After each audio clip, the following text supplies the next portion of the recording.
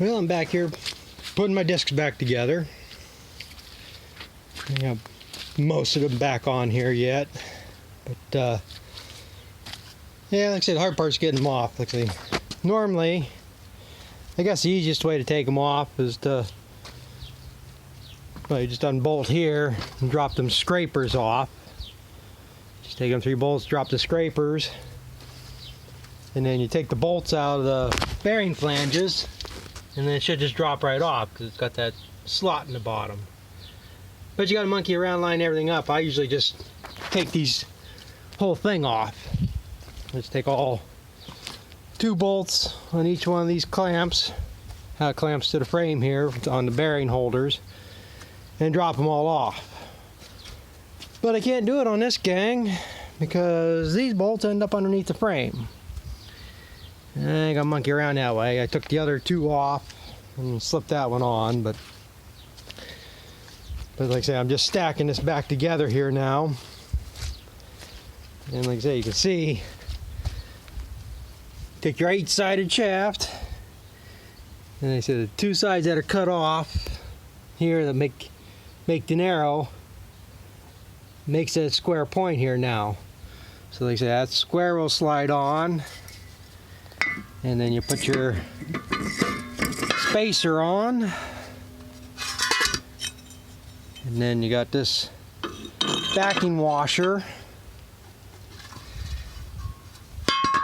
and the disc goes on, and you gotta fish it around, get it up on that square. There. And like I say, when I go to tighten this all up, I'm gonna have to go double check and make sure everything shifts around there.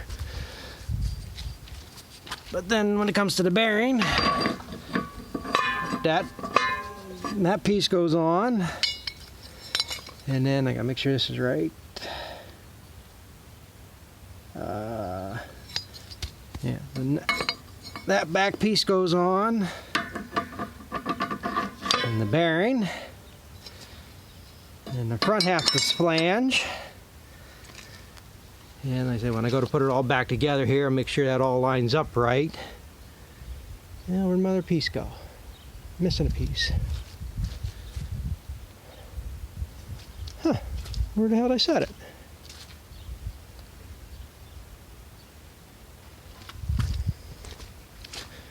I got this setting on. Oh, there it is. Helps when you remember where you put stuff. And that goes on. And then on the end here, you got the little dinky one. That goes in there. So that can go on. So then your disc goes on.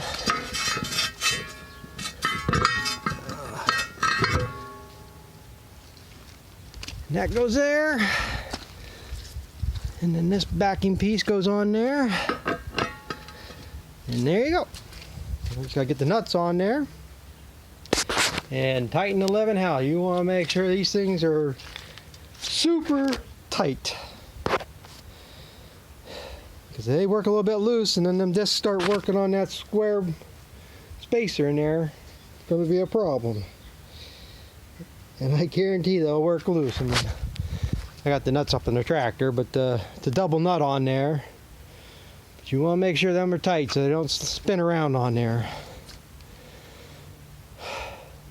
But yeah, I looked up last night for the discs for this. I guess I measured these discs. They're 17 inches across, and I think they're supposed to be 20. So they are getting more down, but they're going to last this year because it's 1.5 inch hole. And I'm not sure, the offset on these seems to be like 1.5 inches, and the only thing I was seeing was 2-inch offsets on discs. Not that it makes much difference as long as they all match up, but they're $36 a piece. And it's probably been 7-8 years ago I did the front discs. I think I did them the last time when I had to rebuild one of them gangs. I know I put discs on one end. I didn't do the back ones, I don't think. And I'd need 20 of them. 1, 2, 3, 4, 5, 6, 7, 8. Yeah. because like here, this outside one, you usually have a smaller one on this outside because that disc is throwing out, so it makes a hump. And if you have a big disc here, then it'll make a gully, a groove basically. But if you have a little smaller disc, then it brushes that off. I mean, you're still going to have a hump there, but it does help level it out. So, like I said, I would need 20 of them at $35 a piece, $700. So that there is going to be a deal maybe next spring when dealers are having their open houses and you get 10% off of parts. That would be a deal that I would maybe order something, check into it. But like I say, the only real problem is that one disc has a couple cracks, and if it breaks, it breaks. I mean, don't have money right now to be messing around. So that'd be a future project, but like I said, I thought I'd just show a little bit how this does stack back together. The biggest thing is, like I said, make sure to get these grease fittings in the right spot in correlation to this bracket. And then I don't want to tighten these up just yet. I just want to get them bolted on there until I get everything bolted back to the frame.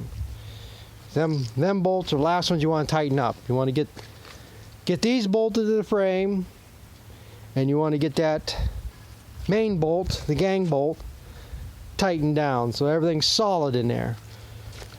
Because these are not going to end up perfectly square. You can see this actually has a little bit of flex until you tighten these flanges down, then it clamps on there. So that way if anything's out of line, you tighten these up last. When you make sure you got everything tight and it's hanging solid, then you turn this around several times and it'll kind of center itself in these brackets. And then you tighten them up and spin them again to make sure everything's turning smoothly. And then you can go back and slip them scrapers on and get them adjusted up to the discs. Which, like I say, it looks like I gotta do some adjusting. This one's clear out and this one wasn't even scraping, not even spaced right. And that's the other thing, they look like they're wore out. Might have to end up replacing several of them. But like I say, get this back together and bolted on, and this should be ready to go. Like I said, I'll just show that simple little bit, and thanks for watching.